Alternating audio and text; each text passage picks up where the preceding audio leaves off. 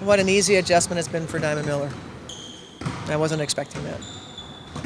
Interesting, because she told us big time learning curve. Well, it is, but she's still able to do the things that we watched her do at Maryland. She's still finding ways to be successful. Yeah, she's got a lot to learn. She messes up a lot, but it just like that adjustment. Honestly, I wasn't sure if she looked like one of the better players on the court. Because it's hard. It's hard to come to the WNBA and training camps, and she's literally from the first time that she stepped on the floor has been one of our best players, and I wasn't expecting that. You said yesterday that she may be the most athletic player you've ever coached. Yeah. When you kind of meld that athletic ability with the kind of relentlessness, that's kind of rare, isn't it? I mean, obviously her athletic ability is rare, but to have an athlete like that who's willing to work that hard too. You can't ask for more than that, right? Yeah, and that's what made her so appealing as we were going through the evaluation process. And you said you fall back on things that you say you want in players that you bring into a franchise is exactly those things that we needed more athleticism. So that was really appealing. But the relentlessness is what's really endearing. That she's so competitive, wants to win every shooting drill, and anything we're doing, she wants to win, and that's always it's attractive when you're looking at players, especially that plan to be one of your best players. That can be an example to everyone. Mm-hmm. She's definitely done all that. She only knows one way, and that's all the intel that we got. That was probably my favorite part, is it didn't matter whether it was a shoot around, a practice, a game. She was always going to give the same. Mm-hmm. That's Rebecca Brunson was like that for us. That they only know one way, and so that was my favorite part of the intel that we got on her. Is it? We only see her on the court. We don't know her like you do, but she seems to have such a joy about it. And some people look at this as a job. Some players are capable, but you have to push them. But when you have somebody who kind of has that innate love for it, it's not coachable, right? Yeah, no, it's if you could say utopia, when players have that. You don't have to draw it out of them. Right. Yeah, the love part. That passion, that's another thing you look for. Think about all of your jobs. People that are passionate, love what they do. They're fun to be around. So what's it like for you to kind of project the future out of how fun it's going to be able to have Fee in time? Yeah. I think as Fee grows in her skill set and Diamond improves in her skill set, that's a pretty good combination. And they played well together, and the times that they've shared the court together. So they've got good synergy, and really Diamond has kind of found her way with a few people that really you could see the synergy that she has. But certainly to have your best player in Fee and your number 2 pick be as good as they are and as good as they are together, that's encouraging for us. I'm not quite there, but you talked in the last couple of years, last year in particular, how you had to, for the first time, coach effort, right? And how frustrating that was for you. We don't know how this group is going to translate to wins and losses, but is it been refreshing for you to not have to worry about that aspect Absolutely. of things? And I guaranteed you it would be different, and so it's markedly different in terms of the energy. The players will talk about it, their energy. We don't talk about last year. It's absolutely the time that you want to flush that and not bring it up because it's unacceptable.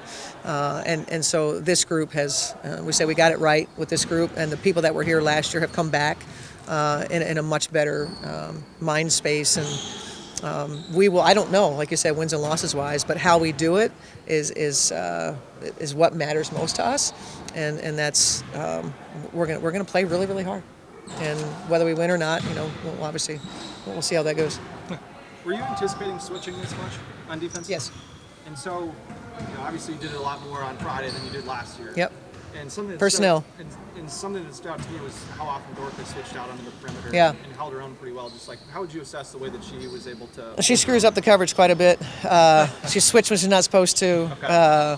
But she's confident to do it, so I don't mind doing it. She switched a lot at UConn, so it's a very hard switch to turn off. But I'm not opposed to it.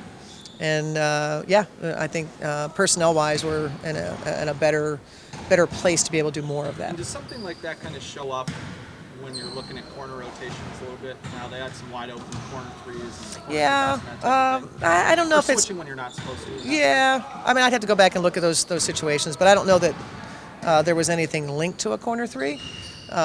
Depends on the location you're getting beat that's causing low defender help and then not getting rotation behind it. I didn't watch it and kind of go, oh wow, we've got a corner three problem. Corner three in our league is nowhere near as relevant as it is in the NBA because our line is the same all the way around. Players will tell you they like to shoot the slot three, which I know it's not frowned upon in the NBA, but they really prefer that corner. Yeah. It's just not in our league to that extent.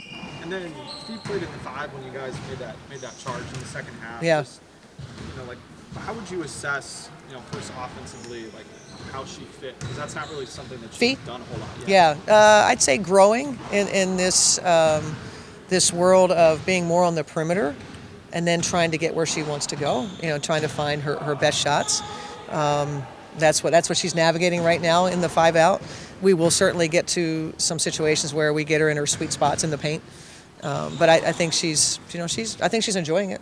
And then defensively, she got out there on Zoe. She did, quite a bit. Well, she better, yeah. Is that something that you're going to be comfortable going to where, if sure. maybe a more traditional 5 is in foul trouble, you're playing a team that's going small, you'll look to do that? Absolutely. Yeah, no, it's very easy with Fee. Fee's got length. And even Diamond. I mean, Diamond's bigger than Fee. So we were able to, I think it was Fee and Diamond that were on the court at that time. And so I felt very confident in that. Yep.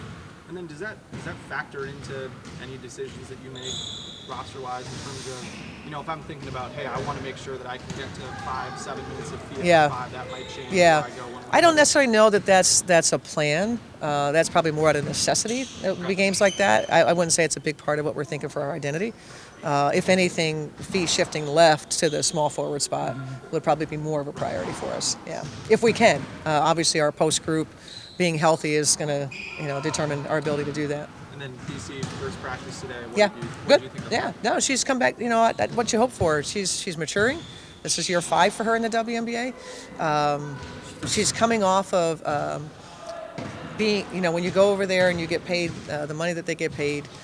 They're expected to score. They're expected to be, and so, she didn't average 20, but she was, near the top of her. It was a more balanced group, but her looking to take shots and impose her will offensively, she looks a little more well positioned to do that. She was in a tougher league this year. Yeah, no, first time EuroLeague, which was really good for her. So I want her to keep that. And the conversation we had in free agency was that it was time.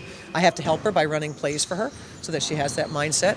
Look at Canada basketball, where she's part of that. Whatever they call their All-Star 5.